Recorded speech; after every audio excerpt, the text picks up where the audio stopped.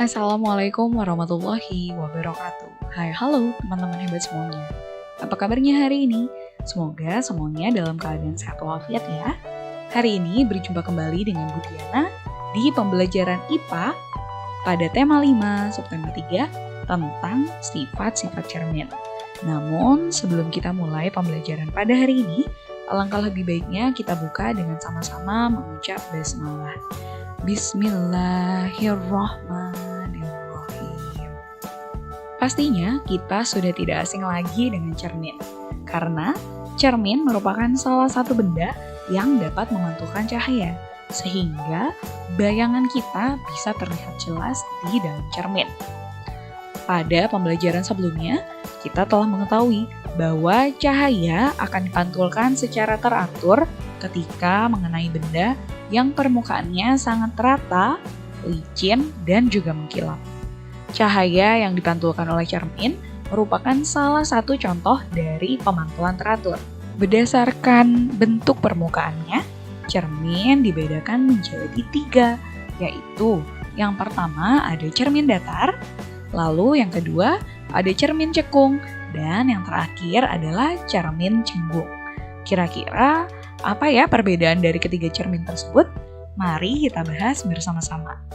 Yang pertama adalah cermin datar. Sifat bayangan pada cermin datar, ukuran besar dan tingginya sama dengan ukuran benda. Jadi tidak ada pembesaran ataupun pengecilan pada bayangan yang dipantulkan ke cermin tersebut.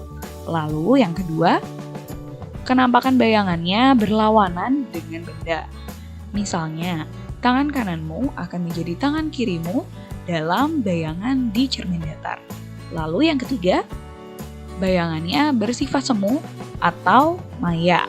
Contoh benda yang menggunakan cermin datar yaitu cermin rias, lalu ada juga periskop.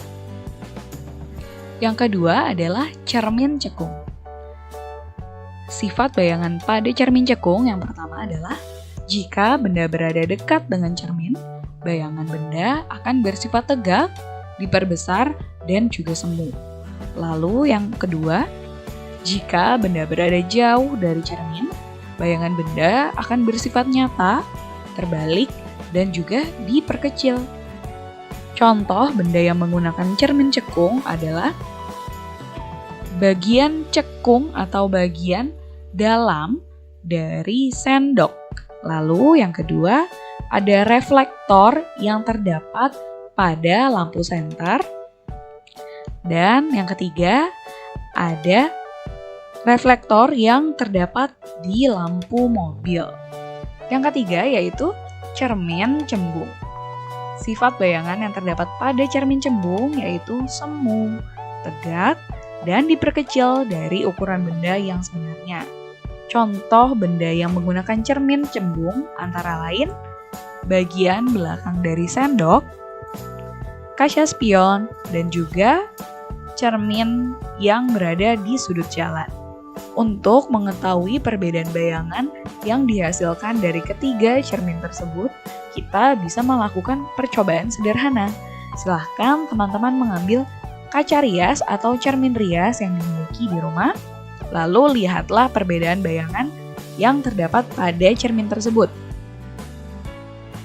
Selanjutnya, untuk mengetahui perbedaan bayangan di cermin cekung dan juga cermin cembung, teman-teman bisa menggunakan sendok makan, lalu lihatlah perbedaan bayangan antara bagian dalam sendok dan bagian belakang sendok. Selamat mencoba teman-teman hebat! Sekarang kita akan mempelajari sifat cahaya yang terdapat pada periskop. Periskop adalah alat yang digunakan oleh kapal selam untuk mengamati keadaan di permukaan laut. Periskop menggunakan 2 cermin datar untuk pengoperasiannya. Dalam penggunaannya, periskop memanfaatkan 2 sifat cahaya, yaitu cahaya merambat lurus dan dapat dipantulkan. Bayangan yang dihasilkan sama seperti benda asli yang diamati. Untuk lebih jelasnya, mari kita cari tahu cara kerja dari periskop. Yang pertama, cahaya yang masuk dari bagian ujung periskop akan dipantulkan oleh cermin. Lalu yang kedua, pantulan cahaya tersebut kemudian merambat lurus menuju cermin kedua. Saat mengenai cermin kedua, cahaya kembali dipantulkan. Dan yang terakhir, pantulan cahaya dari cermin kedua akan mengarah ke mata sehingga kita dapat melihat keadaan di atas periskop. Alhamdulillah, pembelajaran kita hari ini telah selesai. Terima kasih teman-teman hebat sudah menyimak pembelajaran dengan sangat baik. Semoga apa yang kita pelajari hari ini dapat bermanfaat. Untuk hari ini tidak ada tugas ya. Silahkan teman-teman mengulas kembali pembelajaran IPA pada buku pena 4B halaman 119 dan juga halaman 124. Sebelum Bu Diana akhiri, mari kita tutup bersama-sama dengan mengucap hamdalah. Alhamdulillahirabbil alamin. Bu Diana akhiri, wabillahi taufiq wal hidayah. Wassalamualaikum warahmatullahi wabarakatuh.